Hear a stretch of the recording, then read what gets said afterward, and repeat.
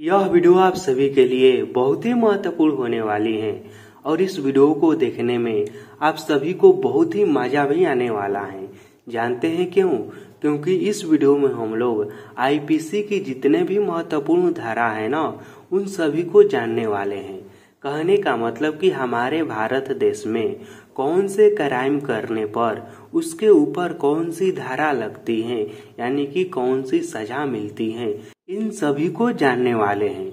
यदि आप यह जानना चाहते हैं कि हमारे भारत देश में कौन से गुनाह करने पर उस व्यक्ति के ऊपर कौन सी धारा लगती है, यानी कि कौन सी सजा मिलती है, तो इस वीडियो को शुरू से लेके अंत तक और ध्यान से जरूर देखिएगा। यह वीडियो जैसे ही खत्म होगा ना, आप सभी तरह के धाराओं के बारे में बहुत ही अच्छे से जान जाएंगे। तो चलिए इस वीडियो को हम शुरू करते हैं। तो देखिए यहाँ पर सबसे पहले हैं महत्वपूर्ण धाराओं में कि धारा 13। अब धारा 13 कब लगता है? तो देखिए, जुआ खेलना या फिर सट्टा लगाना। कोई व्यक्ति जुआ खेलता है या फिर कहीं पर बाजी लगाता है तो उसके ऊपर कौन सी धारा लगती है? तो उसके ऊपर धारा 13 लगता है। उसके बाद अगला है कि धारा 24। यह कब लगता है? तो देखिए, बेईमानी करना। कोई व्यक्ति बेईमानी करता है ना, तो उस पर भारतीय दंड संहिता में धारा 24 लगता है। उसके बाद अगला है कि षड्यंत्र रचना। यदि कोई व्यक्ति किसी के ऊपर षड्यंत्र रचता है तो उस पर धारा 120 लगता है। उसके बाद अगला है धारा 144। यह कब लगता है? यह देखिए, धारा 144 जो है यह अधिक बार आप लोग सुने भी होंगे कि इस जगह पर धारा 144 लगा हुआ है। आखिर यह लगता कब है? तो देखिए, जहां पर दंगा होने वाला हो या फिर जहां पर दंगा होने की संभावना हो कि यहाँ पर दंगा होने वाला है, तो वहां पर कौन सी धारा लगती है? तो वहां पर लगती है धारा 144। उसके बाद अगला है कि धारा 171। यह कब लगता है? तो चुनाव में घूस लेना या फिर देना। कोई भी व्यक्ति चुनाव में जब घूस लेता है या फिर घूस देता है तो उसके ऊपर कौन सी धारा लगती है? तो लगती है धारा 171। उसके बाद अगला है धारा 177। यह कब लगता है? तो देखिए, पुलिस को गलत सूचना देना।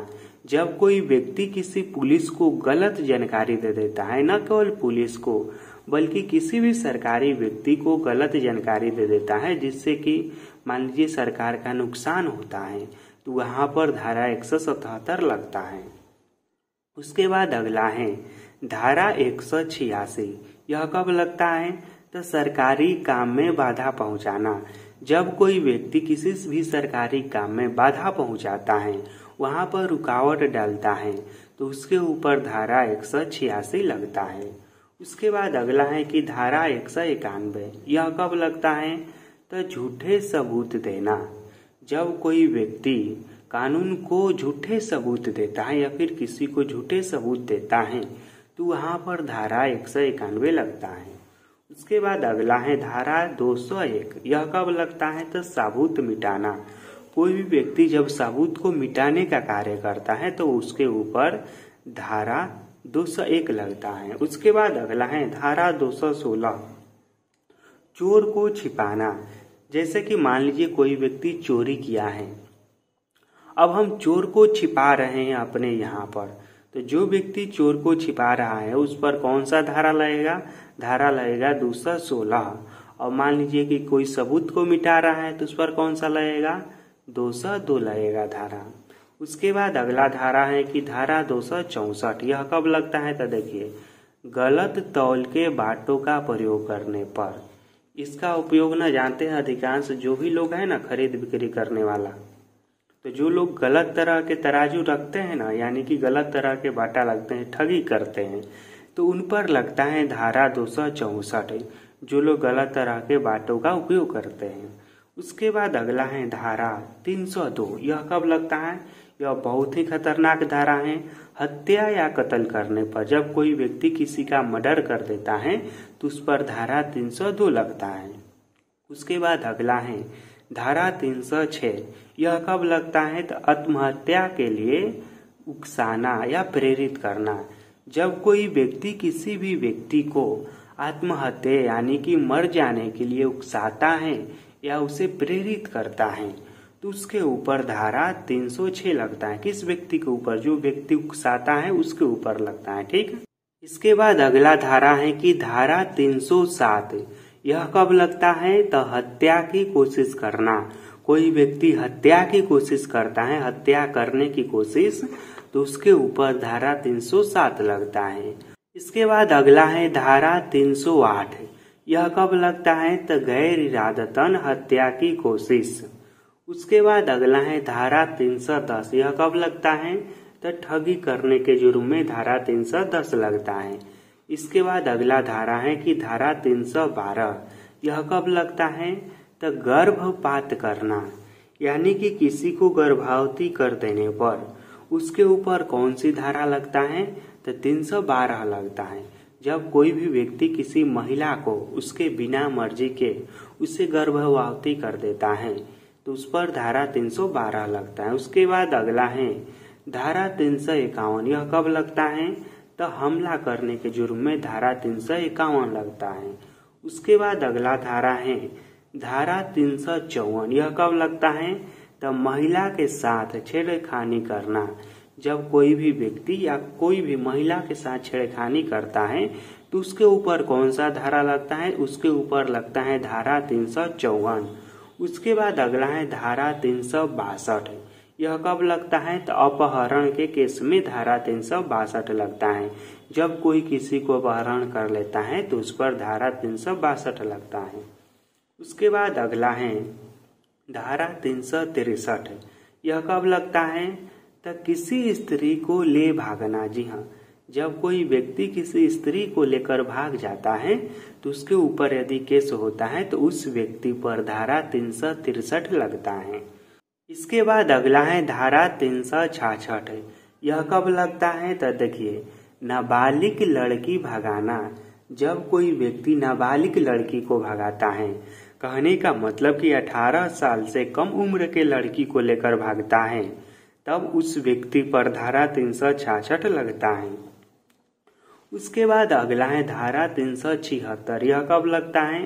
तो बलात्कार करना। जब कोई व्यक्ति बलात्कार करता है यानी कि रेप करता है तो उस पर धारा 376 लगता है। उसके बाद अगला है धारा 379। यह कब लगता है? तो संपत्ति चोरी करने के जुर्म में धारा 379 लगता है। उसके बाद अगला है धारा 392। यह कब लगता है? तो लूट हो जाने पर। धारा 395 डकैती हो जाने पर। यह सब एक ही जैसा है, हल्का हल्का सा अंतर है। उसके बाद अगला धारा है कि धारा 396। यह कब लगता है? तो डकैती के दौरान हत्या हो जाने पर। मान लीजिए कि कोई व्यक्ति किसी को लूट रहा है और लूटते समय उस व्यक्ति की हत्या कर दे तो उस चोर पर कौन सा धारा लगेगा? उस चोर पर अब धारा लगेगा 396। इसके बाद अगला धारा है कि धारा 415। यह कब लगता है? तो छल करना। जब कोई छल करता है तो उस पर धारा 415 लगता है। उसके बाद अगला है धारा 417। यह कब लगता है? यह भी इसी तरह से है, छल या दगा करना। उसके बाद अगला है कि धारा 420। यह कब लगता है? तो छल से संपत्ति अर्जित करना। कोई कहता है ना कि ज्यादा 420 मत बनो, इसका मतलब यह हुआ कि कोई व्यक्ति किसी को छल से लूट लेता है ना, तो वो उसी को कहा जाता है ना 420 आम भाषा में भी। तो जब कोई व्यक्ति किसी व्यक्ति को छल करके लूट लेता है यानी कि उसके संपत्ति को अर्जित कर लेता है तो उस पर धारा 420 लगता है। उसके बाद अगला है धारा 489। यह कब लगता है? यह लगता है जाली नोट बनाना या फिर चलाना।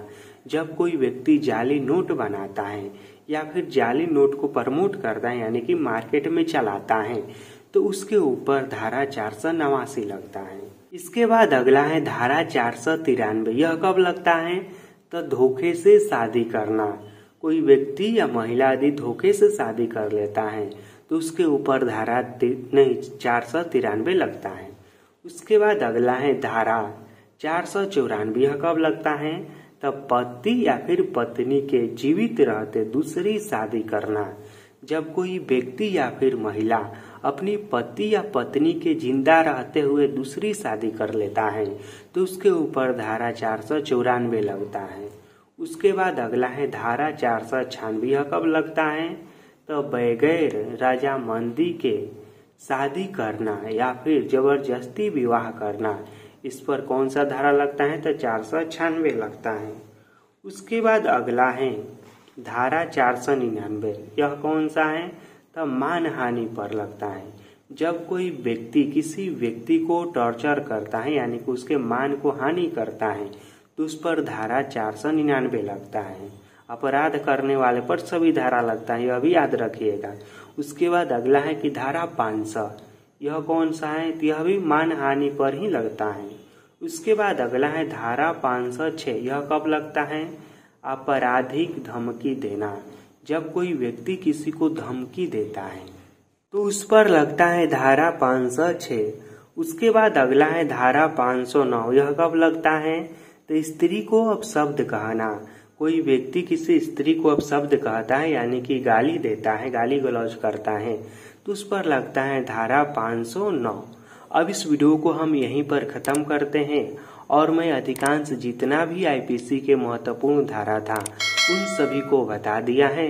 और भी कुछ यदि धारा छूटा होगा और आपको मालूम होगा तो आप कमेंट में कर सकते हैं। यह वीडियो आपको कैसा लगा यह भी आप लोग कमेंट में लिखकर बताइएगा। फिर मिलेंगे आपसे बहुत जल्द किसी अगले वीडियो में। इस वीडियो को देखने के लिए धन्यवाद।